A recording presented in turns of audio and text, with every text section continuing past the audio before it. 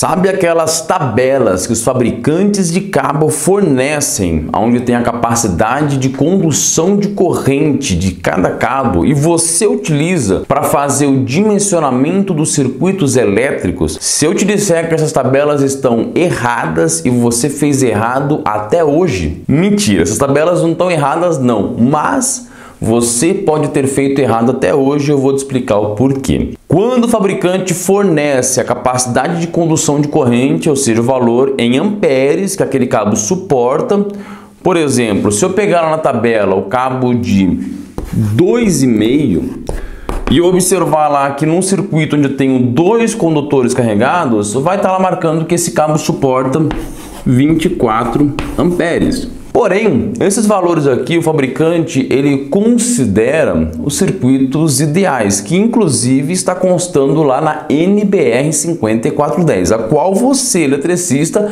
deve obrigatoriamente conhecer. Podemos dizer aí que é a bíblia do eletricista que trabalha com circuitos de baixa tensão. Quando nós observarmos lá, os circuitos ideais são aqueles no qual trabalham com temperatura ambiente até 30 graus e o circuito está passando sozinho, sem nenhum outro circuito passando ao lado dele, ou dentro de um eletroduto, eletrocalha ou o que for. Porque em alguns casos, isso pode alterar completamente essa capacidade de condução do cabo.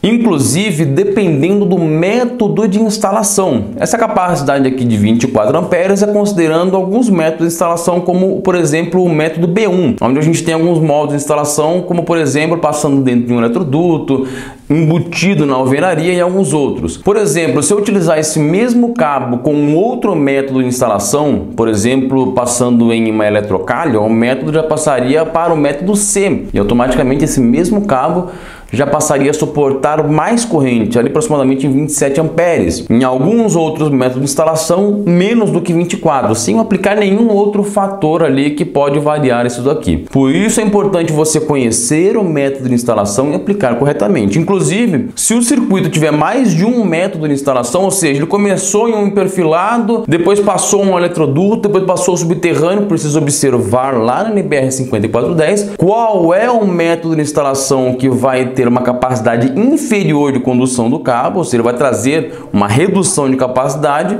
e aplicar aquele método de instalação nos cálculos para dimensionar o cabo corretamente. Porém, alguns fatores vão trazer uma alteração enorme nessa capacidade de condução do cabo, como por exemplo, a temperatura ambiente. Como eu falei, esses 24 amperes que tem a capacidade de condução de corrente do cabo é em temperatura ambiente até 30 graus. Em algumas temperaturas mais frias, 25, 20, 15 graus de temperatura ambiente, esse cabo de 24 teria uma capacidade de suportar mais corrente elétrica.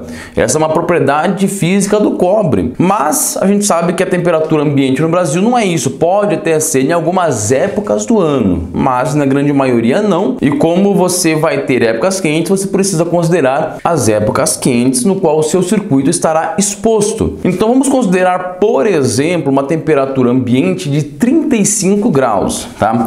35 graus Celsius, eu sei que o meu fator de correção, ou seja, um fator que vai corrigir essa capacidade de condução do meu cabo, vai ser de 0,94. Lembrando que se você tem o seu circuito passando por vários ambientes e algum desses ambientes é mais quente do que o outro, você vai considerar o mais quente. Se você está numa região no Brasil no qual a temperatura ambiente máxima chega ali a 40 graus ou mais, você precisa considerar um outro fator de correção que deve ser observado lá na NBR 5410. E aí é simples, a gente simplesmente multiplica esses 24 amperes por esse 0,94. A gente vai encontrar que esse cabo, o qual antes suportava 24 amperes, exposto a uma temperatura ambiente de 35 graus, ele vai suportar agora apenas 22,5 amperes.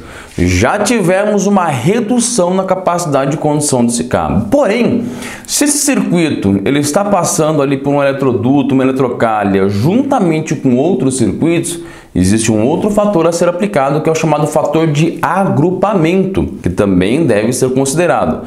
E aí entra o mesmo efeito, né? Se o seu circuito passa por vários setores ali, em algum momento ele passa junto com 2 circuitos, outro momento com 3, outro momento com 4, assim por diante, você vai considerar aonde ele passa com mais circuitos. Mas vamos dizer que esse circuito ele está passando em um eletroduto juntamente com outro circuito, ou seja, vamos ter 2 circuitos agrupados. O fator de correção para 2 circuitos é 0,80. E aí lembrando que esse 0,80 tem que ser aplicado nos 2 circuitos, ok? Quando você for fazer o cálculo. O que eu vou fazer? Vou pegar esses 22,5 que eu encontrei, porque esse meu circuito estará exposto a uma temperatura ambiente de 35 graus.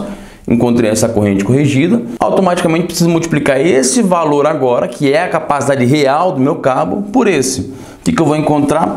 Eu vou encontrar 18 amperes, ou seja, esse mesmo cabo de 2,5, quando ele passa junto com outro circuito a uma temperatura ambiente de 35 graus, eu vou encontrar que a capacidade de condução de corrente dele agora não é mais 24 e sim 18. Isso está na NBR 5410 e vocês têm obrigação de conhecer, ok?